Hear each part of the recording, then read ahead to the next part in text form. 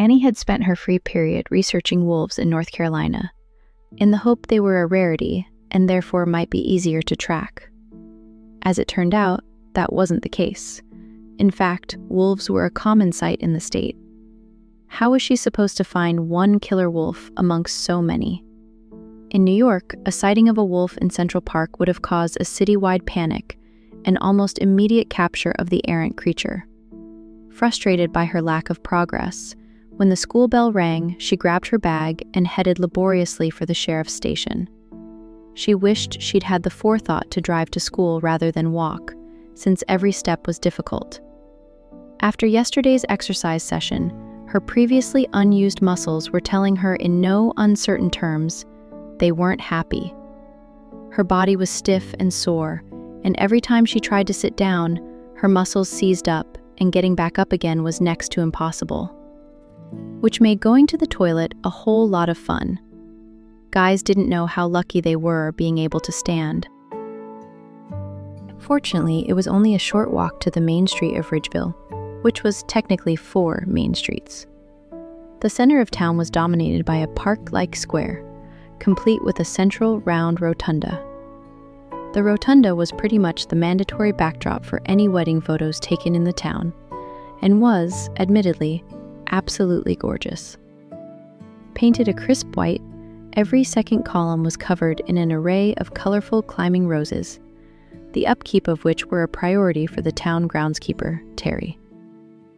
At each corner of the square, and along the 4 streets that framed it, were old-fashioned street lamps surrounded by flower boxes. Some might consider it small-town corny, but after a lifetime of living in the concrete jungles of New York and Los Angeles, Annie loved the quaintness of Ridgeville. The police station took up part of one of the 4 streets, along with the town hall, mayor's office, and the small courthouse. She duck-walked up the steps to the station, trying to bend her knees as little as possible, and pushed the door open, crashing into Sheriff Denton. Not a great entrance, and she was less than pleased to see the sheriff. She'd been hoping for Deputy Fields, who was likely to be a little more malleable. "Miss Archer," the sheriff acknowledged in surprise, reaching out to steady Annie, who was grimacing uncomfortably. The rapid shuffle to stay upright was murder on her aching leg muscles. "What's wrong?" "Oh, nothing." An embarrassed flush spread up her neck to her face. "It doesn't look like nothing." The sheriff ushered her over to a chair, where Annie attempted to drop herself into the seat without squatting. "Has someone hurt you?" "No," Annie said hurriedly. "I deliberately exercised for the first time in my life. Not a good idea." The sheriff's lined face cracked into an almost smile. "What brought that on?" she asked dryly. "After seeing what happened to Danielle, I realized I need to be able to defend myself. I asked a friend to help me. Only it turns out he's a real sadist." Sheriff Denton frowned, and Annie realized she shouldn't be so flippant around a cop. "Not really, of course," she quickly continued. "It just feels like it right now when I can hardly move." Folding her arms over her chest, the sheriff dropped the concerned front and examined Annie. "Since you're not reporting a crime to your person, what brings you here today, Miss Archer?" "I can't get her out of my head, Sheriff. And I was wondering if you'd made any progress finding who did that to her." The sheriff's arms loosened slightly. "I understand what you saw was traumatic, but I can't discuss an open case with you. I'm sorry." "Okay, I guess I should have known that." She did know that, but she'd hoped things might have been a little looser in a close-knit small town. Her eyes darted around the station with the contrived casualness of someone trying to look like they weren't looking. The public reception area was ordered and clinical, with not even a stray dirty coffee mug anywhere to be seen. And also not a single window looking into the interior rooms. Damn, there was absolutely no chance of a sneaky look at the murder board. The sheriff raised a knowing eyebrow, her sharp eyes not missing a thing. "Did you think we'd be lax with confidentiality in the backwoods?" Annie flushed. "Of course not, Sheriff. I was just curious, that's all. I get the desire to help, but the best thing you can do to help this investigation is to let us do our job. Masking her disappointment, Annie nodded. I understand. She started to struggle to her feet, and the sheriff reached out to pull her up. Thanks. You tell that friend of yours to go easy on you for your next session. I'm not sure there's going to be a next session, Annie muttered as she exited the building. Persevere, Miss Archer, the sheriff advised from behind her. You never know when you might have cause to defend yourself. Annie hobbled down the steps and paused on the pavement. She seriously considered calling Karen to come and pick her up, but then decided it might help, at least mentally, to vent some of her pain. It took twice the time it usually did to reach her destination, and Annie's press of the buzzer was a little more assertive than strictly necessary. After a long wait, the door was flung open. Do you have a cell phone? She demanded of Alex, who looked suitably surprised to see her on his doorstep for the second day in a row. Of course, his forehead pleaded in puzzlement. Good, I need your number. She crossed her arms aggressively across her chest, prepared for an argument. Because I need to be able to give you grief when I'm in the amount of pain I'm currently in, and I shouldn't have to walk all the way over here to do it in person. Ah, his eyes dancing with amusement, he stepped back from the door. Would you like to come in so you can give me grief at leisure? You're a masochist, she said, as she tried to sweep grandly past him. The effect was ruined by legs too stiff to be graceful. Alex's lips quirked knowingly. Wrong word. Sadist. Sadist was what I meant to say. Go on, he said. He led the way slowly to the kitchen and pulled out a bar stool for her to sit on. It was mercifully high, so she didn't have to bend too much to get on it. The kitchen was huge, with an island bench that she was sitting at, and another long bench under the windows, both of which were in a gorgeous mottled cream marble, interspersed with modern appliances. She wondered if Alex did the cooking, or if the housekeeper did it. Well, there's mean, horrible, nasty, but they all sound a bit juvenile. So I guess that's it. Seriously? That's all you've got? Give me your phone. She fished it out of her bag and handed it to him. He quickly keyed in his name and number before passing it back to her. What about merciless, cruel, callous, inhuman? All those too, she said with a groan as she rubbed one aching thigh. Pretty sore, huh? He asked sympathetically. Can I get you a drink? A coffee would be great, thanks. If you keep exercising regularly, you'll never be as sore as this again, he promised, ambling over to the coffee machine sitting under the window and dropping in a coffee pod. Although tomorrow's session is going to hurt because your muscles are already tender. Annie whimpered. I've never been a quitter, but now seems like a good time to start.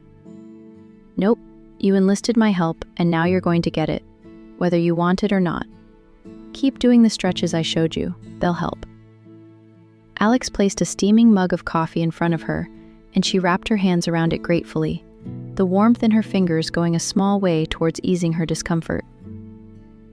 This smells so good. He pulled himself up on the long bench below the window, one big hand curled around his own mug of coffee. He had beautiful hands, she thought absently. So, you only came over here to vent? Yes. Since you're the inflictor of my pain, it seemed appropriate you should be the one to bear my wrath. She took a sip of the coffee. It was as good as it smelt. And such terrifying wrath it is too, he teased with a grin. Actually, there is something else I need to talk to you about, she said quietly. She looked at him sideways. He seemed relaxed, which was good. I told my mom about you, that you're teaching me self-defense and stuff. And, he encouraged, the smile no longer on his face. She's not exactly wild about me hanging out here one-on-one with someone she doesn't know. She wants to meet you, she blurted out. He took a slow sip of his coffee, his eyes downcast. Annie put her mug down and sat on her hands to prevent herself from fidgeting. She won't tell anyone? He finally asked, still not looking at her. No, she said gently. I made her promise, and she's not a gossip anyway. You've explained how I look? His fingers tightened around the mug. I had to. She wanted to know why I was so reluctant to introduce you. He took a deep breath and finally looked up, meeting her eyes and letting her see the uncertainty there. I guess it would be okay then. Thank you, she said on a relieved breath. I'll bring her tomorrow before our session. She won't stay long. I think she just wants to reassure herself you're not a psycho serial killer or something. His lips twitched. Speaking of psychos, how's your search for the murderer going? Not well, she frowned. I went to see the sheriff this afternoon, who, by the way, thinks you should go easier on me next session, and she wouldn't tell me anything. I'm at a dead end, she said gloomily. Why are you so obsessed with solving this yourself? He asked curiously. Were you two friends? She looked away, ostensibly to study the painting on the far wall. I never got the chance to meet her. I want her to have justice, that's all. There's something I've been wanting to ask you, he said carefully, his tone causing her eyes to swing back towards him. He placed his mug down and curled both hands around the lip of the bench on either side of his legs. That first day, when I dragged you away from her body. No one's usually in the forest that early on a Sunday morning, which is why I was out running when I saw you and your mother. Since I didn't want to be seen, I stayed out of sight, waiting for you to pass. Annie's heart started to pound. She hadn't realized he'd been there that long. What had he heard? She couldn't even remember what she and Karen had said to each other while walking through the forest. I watched the way you seemed to be looking for something, and then you zeroed in on that spot like you'd found it. He paused. She wanted to look away, but his steady gaze held her captive, and she found herself unable to even blink. You knew the body was there, didn't you? How would I know that? She prevaricated. He looked disappointed in her. You can trust me, Annie. I won't judge you. She finally tore her gaze away and stared at the bench. I tried to tell a couple of people once before. They thought I was crazy. Sliding off the bench, Alex came to sit on the stool beside her. This is the town of crazy. You'll fit right in, he joked quietly. She tilted her head slightly so she could see him from the corner of her eye. This is a different kind of crazy.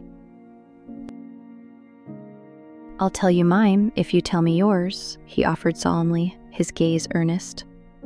He reached tentatively for one of her hands, and in the process, his knees brushed against her leg as his stool swiveled. The feel of his fingers wrapping around hers sent a kick of excitement up her arm, and Annie had to swallow back a gasp of surprise. He started to pull back, as though he'd felt her reaction and misinterpreted it. Before he could let go, she tightened her fingers around his and watched as his posture relaxed, an odd sort of smile crossing his scarred face. Mine is another level of crazy altogether. What do you mean? He gestured at his face with his free hand. If you tell me your story, I'll tell you how I ended up like this. Annie's eyes rounded, and she sat upright, swiveling around so they were facing each other, their knees touching. You mean it wasn't just an accident? He shook his head, his lips twisting in a feeling grimace. It was no accident. She wanted to know what had happened to him, desperately. But in order to find out, she was going to have to tell him her biggest secret. Taking a deep breath for courage, she gripped his fingers. Okay, deal. When I turned 16, I started having strange dreams. I'd be in someone else's body, seeing what they were seeing, thinking what they were thinking. Only it wasn't good stuff. Every time it happened, it was the last few minutes of their life, before they were murdered. She swallowed, the lump in her throat suffocatingly tight. At first I thought they were just dreams, but then I began noticing that the murders on the news were the same as what I'd dreamed, and I realized what I was experiencing was actually happening. So, you're psychic? She shook her head. No, I can't see the future or the past, and I have absolutely no control over it. I simply experience the last few minutes of a person's life, at the very moment it's happening. Alex swore under his breath, his hand tightening around hers. I thought maybe it could be helpful in some way. So the next time it happened, I went to the police and told them where to find the body. They didn't take me seriously. I guess they thought I was just some kid messing with them. But then someone else found the body at the exact place I said it would be. Annie rubbed the bridge of her nose, reliving that stressful period of her life. I was a suspect for a while. That was interesting, she said wryly. Thankfully, my parents believed me. Though how could they not when I used to wake screaming in the middle of the night? The police thought I was nuts and wanted to send me for a psychological evaluation, which I ended up doing simply because I wanted to know what was wrong with me. The shrink couldn't find anything medically wrong. I guess I'm some kind of anomaly. This has never happened to anyone else before. Not that we know of.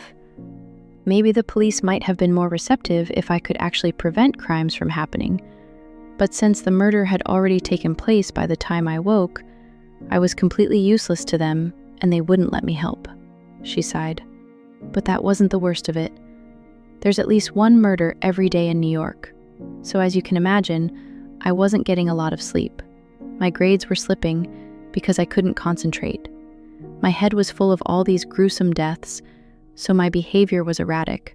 I just couldn't stop crying, she explained haltingly, remembering what a strain that period of her life had been, how close she'd come to the edge. My friends didn't understand what was going on, so they gradually drifted away, and I basically became the school freak.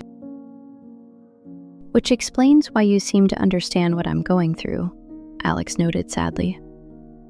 Reaching up, he brushed a stray strand of hair back behind her ear with only the tips of his fingers, his hand trembling slightly. She wondered how long it had been since he'd simply touched someone. Does it happen with any person, anywhere? She shook her head, dislodging the piece of hair he'd so carefully tidied away. No, there seem to be parameters to it. I don't know exactly what they are, but it seems to be roughly a 10-mile radius, which is why Mom and I moved here, somewhere with a much smaller population and less likelihood of harboring psychotic killers. Or at least, that's what we'd hoped. She smiled fondly. Dad was all set to move me to an isolated island in the Mediterranean, but I convinced him I could manage with a small number of people around me. You seem to be taking this well, Alex commented, his eyes assessing her. She shrugged. I've had 2 years to get used to it, as much as you can when you're dreaming of murder. So you did know exactly where Danielle's body was, because you dreamed of her murder. He stilled, an arrested look crossing his face. The first day you went back there, you made a really strange comment about wolves being nocturnal. You remember that? She asked in surprise. He smiled crookedly. I haven't talked to anyone other than Maria in almost a year. I remember everything you've said. So why did you mention wolves? What did you see when you dreamed about Danielle? Annie released Alex's hand, slid off the stool, and ignoring her screaming muscles, paced the length of the kitchen. He hadn't freaked out on her so far. Hopefully this wouldn't tip the balance. This is going to sound even more weird, but it wasn't a person who killed Danielle. It was a wolf? He looked completely nonplussed. Annie nodded, but not a normal wolf. It was stalking her through the forest. From the way it looked, I think it's rabid, or at least there's something seriously wrong with it. But that's not the strangest thing. Its behavior was off, like it was human in some way rather than animal. She stopped pacing and stretched out her forefinger, then ran it slowly across her neck. When it killed her, it didn't maul her, it just stretched out a single claw and slowly sliced her throat open. Something else occurred to her. By the way, why did you think there was something wrong with the body? You mentioned poison or contamination. When this first happened, he waved at his face, I had reason to look for antidotes, or so I thought. When you're researching antidotes, you kind of have to learn a lot about poisons in the process. I'm not saying Danielle was poisoned, But I guess with all my research, I've become a little paranoid about poisons, and I didn't want you to touch the body just in case. But I guess now we know it was an animal. We can rule that out." Annie resumed her pacing. "Can you see why I'm so obsessed with solving this one? How does a rabid wolf kill with such deliberate precision, and why does it walk away without otherwise touching its prey? This is going to sound gruesome, but why didn't it eat her, or at least part of her?" Alex rested his elbows on the bench top, propping his chin on his hands. "And how is the sheriff going to catch a killer wolf when she's looking for a human?" Annie threw her hands in the air. "Exactly." He didn't think she was crazy. Not only that, he actually got it. Annie felt such relief, she wanted to throw her arms around him and hug him. But she remembered his trembling fingers, lightly brushing her forehead. He wasn't ready for a hug yet. "We'll figure it out somehow. You're amazing, do you know that? Thank you for believing me." Annie grinned and watched with interest as his eyes flared before he quickly veiled them. "Will you tell me now what happened to you?" He hung his head. "After seeing my face, I was sure you'd want nothing to do with me, and yet you surprised me. But I'm scared to tell you my story because I know, this time, it will send you running." Annie came around the bench and pulled herself back up on the stool with only a slight wince. "Was it really so bad?" "Not what happened to me, but the kind of person I am." Alex drew an unsteady breath because he knew this was going to be the end of their fledgling friendship. Now she'd see he wasn't even close to amazing. "You think I'm a good person underneath this horror, but the truth is my face reflects what's inside me. I'm a horrible person, and that's why this was done to me." "What do you mean?" She tried to reach for his hand to return the comfort he'd given her. But he jerked unsteadily to his feet and walked to the window. With his back to her, he stared sightlessly outside, his hands braced on the bench. "I used to be vice captain of the basketball team, which was unprecedented for a junior. I would like to say it went to my head, but I was already full of myself. And why wouldn't I be?" he said cynically, mocking himself. "My dad was the richest man in town. I was good-looking, drove the hottest sports car money can buy, and I was good at everything I put my hand to, if I could be bothered. Everyone wanted to be me or be with me, or at least that's what I thought." He finally turned, leaning his hips against the bench and smiling ruefully at her. "They wanted the status of being around me, but it turns out nobody really liked me. Not that I can blame them, there was nothing likable about me. I treated people like they were less than me, and if they weren't popular, it was me who made sure their lives were miserable. I was a bully, Annie," he said in quiet shame. "Pushing kids into lockers, knocking books out of their hands, publicly ridiculing whoever caught my eye. There wasn't much I didn't do." "Oh, Alex." His eyes were dull with guilt. He was confessing his sins and condemning himself, tarring himself with the brush of past deeds. "I'm sure you—" "Don't let me off the hook," he interrupted her, tearing his gaze away from her intent stare. "You haven't heard the worst of it yet." She bit her lip. "Go on."